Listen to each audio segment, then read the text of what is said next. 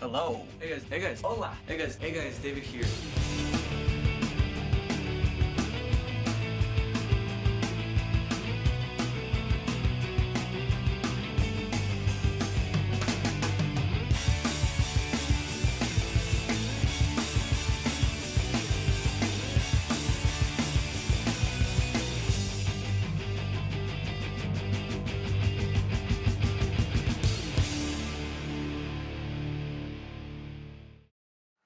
Hey guys, David here with another video review. Today we're going to be taking a look at Transformers Revenge of the Fallen, Voyager Class, The Fallen. It's one of the most redundant things that you can say when people say Transformers Revenge of the Fallen, The Fallen. Here we have The Fallen. He is a Cybertronian destroyer as he is noted in his packaging. But in my opinion, I think this looks much more like a seeker rather than a destroyer. He doesn't look so menacing and he looks rather, stealth-like and strategic. He has this very odd color scheme. He is a dark blue-green with some touches of orange, which represents the flame going through him, which is kind of accurate that he did have that in the movie. And he has some translucent red plastic here and there, especially right here on what is the nose of the jet, which looks pretty nice. And I heard Symbiote reviews saying that he got a charcoal colored The Fallen figure, but mine is green, much like any others. So I'm guessing there's a variant out there that has a black color scheme or a gray color scheme rather than this dark blue-green. But I prefer the dark blue-green better. For some reason, it just goes better with it. Now, this guy has the same alt mode that movie 1 leader Megatron had, in which it was just a Cybertronian vehicle. But for some reason, for the Fallen, it holds together well, and for some reason, it just works for him. Whereas movie leader 1, it just didn't work. It wasn't great. Here, it's okay, still a little weird, but he feels a lot better. Now, my gripe with the figure, and I'll say this once more throughout the review most likely, is that he doesn't do much. In this mode, all he's got is landing gear at the bottom. He's got a peg there, and a peg right here. And all that the landing gear does is barely lift him off the ground about a few centimeters, or a few milliliters even. But that's it. For me, in my opinion, it's practically useless to barely lift him off the ground like that. It's kind of stupid. But his alt mode is great. It's not the best, but it's pretty cool. So to transform him to his robot mode, let me back up the camera just a little bit. Alright, first thing you want to do is take the legs and unpop them and rotate them down.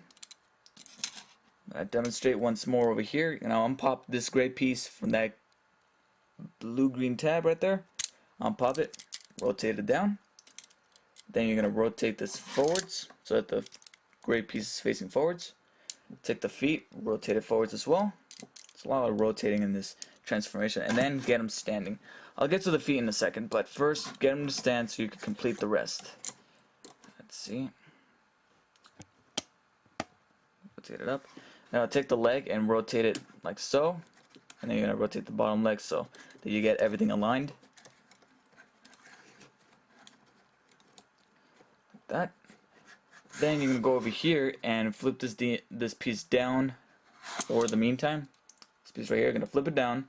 Then you're gonna take the whole top half of the figure and rotate it forwards so that the head, there's his head, is facing forwards with that piece right there, or at least that design that he has going on right here. Take the arms, unpop them, and open them up.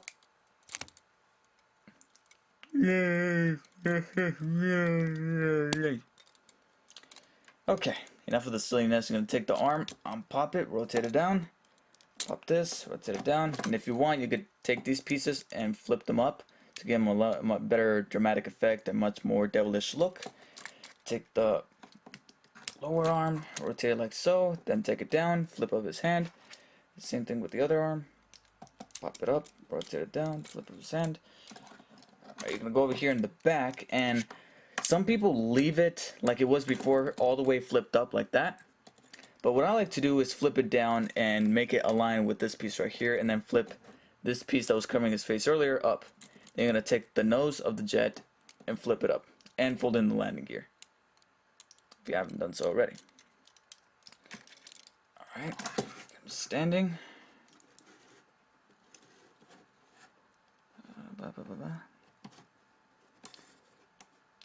It's a little difficult to pose, but there you go. Stand up a little bit. And there we have Voyager class The Fallen in robot mode. He is huge for a Voyager class figure. I never seen a Voyager class figure this tall. Let me put him off to the side. And here I have Voyager Mixmaster. Mixmaster is about the size of an average Voyager. And as you can see, he kind of towers over him. And then, last but not least, we got Voyager class Starscream. And Starscream is yet another example of a good Voyager class figure, or a scaled Voyager class figure. And as you can see, he towers over him once more. So, I heard people say that the Fallen is going to get a leader class treatment. I don't think so. I think he's perfect in scale. He's not exaggeratingly big, but I think he's in good scale to go with Megatron and Optimus. Well, he's not as big, but he's in scale with the deluxe figures at least. He's got great articulation, although I think sometimes the articulation fools you a little bit, especially around the arm area where you think it's going to bend in a certain way, but for some reason it can't, like for right here in the elbow joint. It feels like it could bend, but for some reason it can't. There's no head articulation that was bad, but you'll see why in a minute. And his feet are spring-loaded, which reminds me of a certain fellow from the movie One Line. Fortunately, he does not suffer the same symptoms as he does, whereas movie 1 Voyager Megatron sucked in posability. This guy actually stands. Even though his feet are spring-loaded, he still stands very well and very posable. And like I said, there's a presence to him. He just looks awesome. He's greatly detailed. Let me give him a close-up here. He's got a Decepticon symbol right there in his stomach. And his face is very depicting and very accurate. I love his face. Looks great. And like I said, he looks great. My only big complaint with the figure is the same complaint that I mentioned earlier, where he doesn't have anything to do. His only little gimmicks are these panels that come out of his shoulder shears. Let me pull this one up. It's supposed to be flames, and flames did come out of him in the movie, but it's just flames. The only cool one is if you pop his head forwards. Oh, this one got stuck. There you go. Alright, there you go. Flames come out of the side of his head. And also, if you take this piece right here and shift them forwards, it will reveal yet another flame piece right there. But honestly, why couldn't they give him like a gun or a sword? He even had a staff in the movie. In the movie, he had a staff that he killed people with it. I'm sure some people will make custom staffs on and sell them on eBay. If they do make one and if it's good, I might consider buying it and adding it to this guy. But honestly, they should have given him something. And in my opinion, I think the flames on his head look a little silly. I like him better without the flames coming out of the side of his head. I like him better like this. He looks a lot better. And also, I kind of don't like these flames right here. I prefer to have them tucked away. But there is the Fallen. A great figure, but he has his flaws, like any other figure. But honestly, even though he's a Voyager and he doesn't come with any major gimmicks, he's still worth it. I give this guy an 8.6 out of 10, which is a B+. So that is it for this review, guys. Hope you guys enjoyed. More reviews to come. Pick this guy up if you see him. He is a must-have for the collection. Even though he didn't have a major role in the movie. I don't think so. He didn't have a major role. None at all. Well, that's it for this review, guys. Hope you guys enjoyed, and I'll talk to you guys later. See ya.